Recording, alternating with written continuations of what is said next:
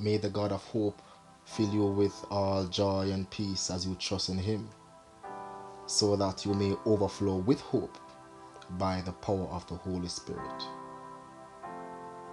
There are days and seasons when life feels like it's our enemy, one struggle after the other, one problem after the other, one challenging situation after the other. It just seems as if there is always one thing after the other, as if you can't even catch a break. There is this constant feeling of attack in every step of your journey. May it be actions or words of people, or even it being self-inflicted of our own mistakes. These events have a tendency to rid you of your joy, your happiness, and by extension, your physical and mental peace.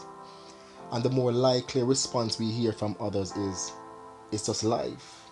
Or in our own Jamaican dialect, we say, "A life, I saw it go."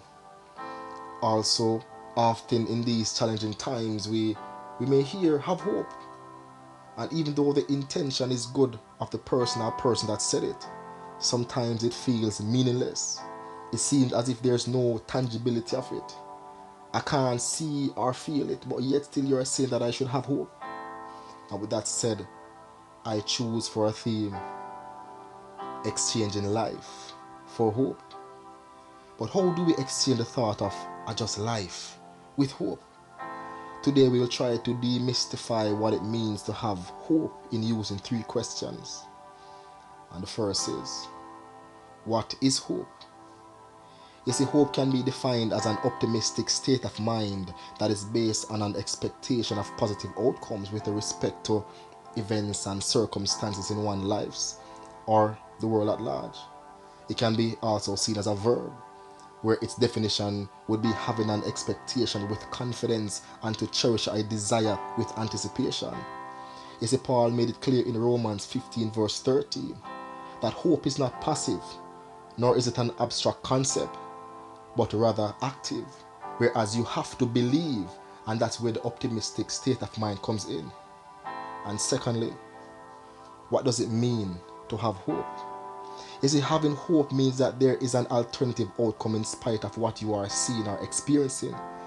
Oftentimes we fail to learn from a situation where we tend to focus on how we feel about it.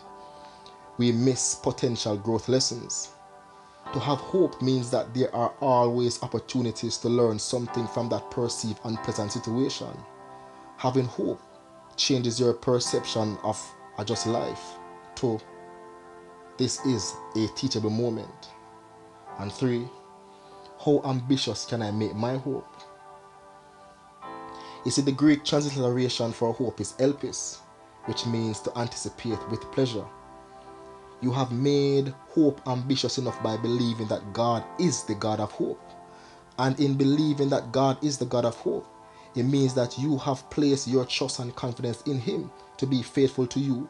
And in believing, you will be filled with joy and peace, and by extension, an overflow of hope. It is said that hope is considered to be one of the most powerful sources in the world. Why? Or how so? You see, although hope may seem blind or terrifying, it starts with believing, and believing demonstrates a power of the mind.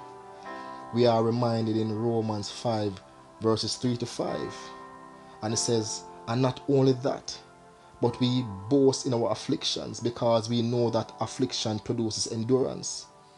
Endurance produces proven character, and proven character produces hope. This hope will not disappoint us, because God's love has been poured out in our hearts through the Holy Spirit who has given to us." You see, today I pray that you will pray that in spite of the situation and circumstances that you are facing, that you may believe that God is the God of hope, and that an abundance of overflow of hope, joy, and peace may be your portion by the power of the Holy Spirit.